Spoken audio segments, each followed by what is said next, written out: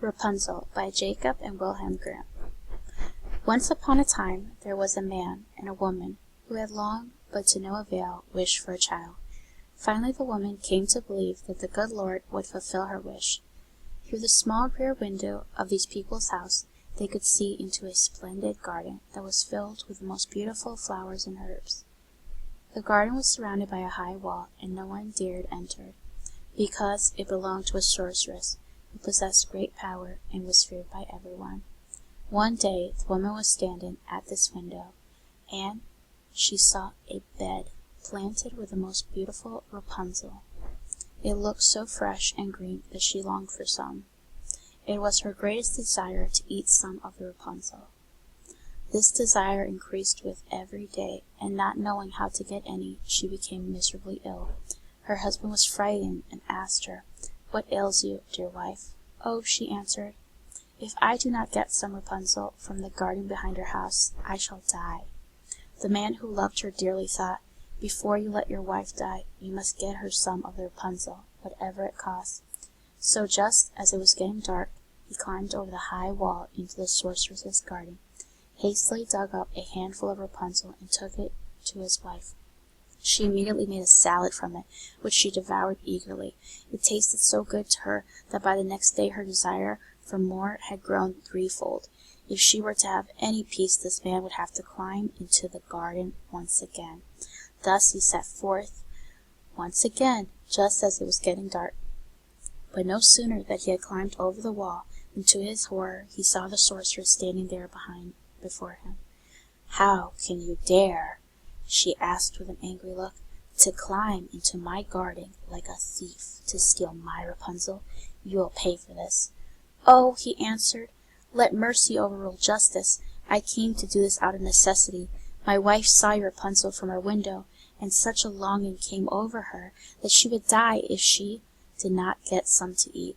The sorceress's anger abated somewhat, and she said, "If things are as you say, I will allow you to take as much Rapunzel as you want, but under one condition. You must give me the child that your wife will bring into the world. It will do well, and I will take care of it like a mother." In his fear the man agreed to everything. When the woman gave birth, the sorcerer appeared, named the little girl Rapunzel, and took her away. Rapunzel became the most beautiful child under the sun. When she was 12 years old, the sorceress locked her in a tower that stood in a forest that had neither a door nor a stairway, but only a tiny little window at the very top.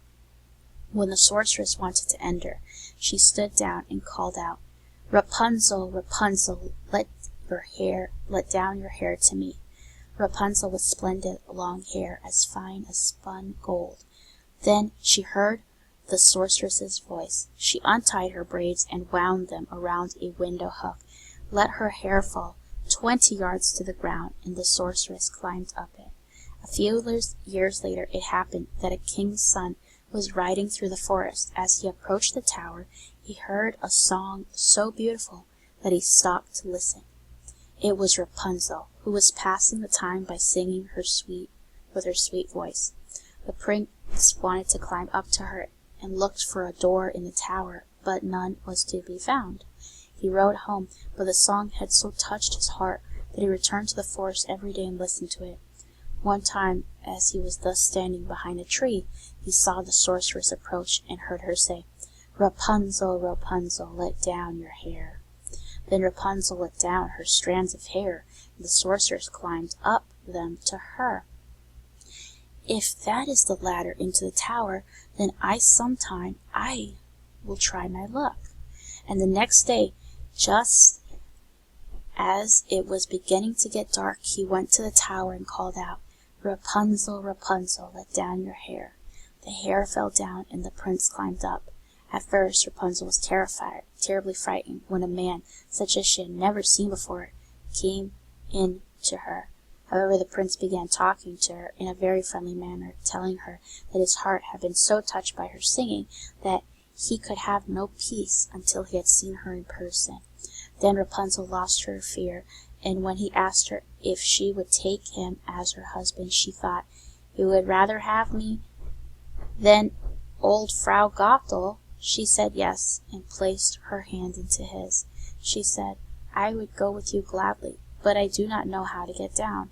Every time that you come, bring a strand of silk, from which I will weave a ladder. When it is finished, I will climb down, and you can take me away on your horse."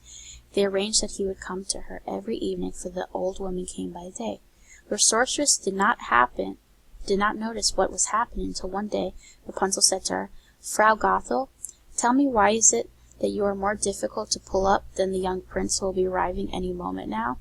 "You godless child," cried the sorceress, "what am I hearing from you? I thought I had removed you from the whole world, but you have deceived me none the less." In her anger, she grabbed Rapunzel's beautiful hair, wrapped it a few times around her left hand, grasped a pair of scissors with her right hand, and snip, snap, cut it off.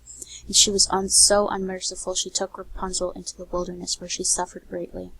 On the evening of the same day that she sent Rapunzel away, the sorceress tied the cut-off hair to the hook at the top of the tower, and when the prince called out, "Rapunzel, Rapunzel, let down your hair," she let down the hair.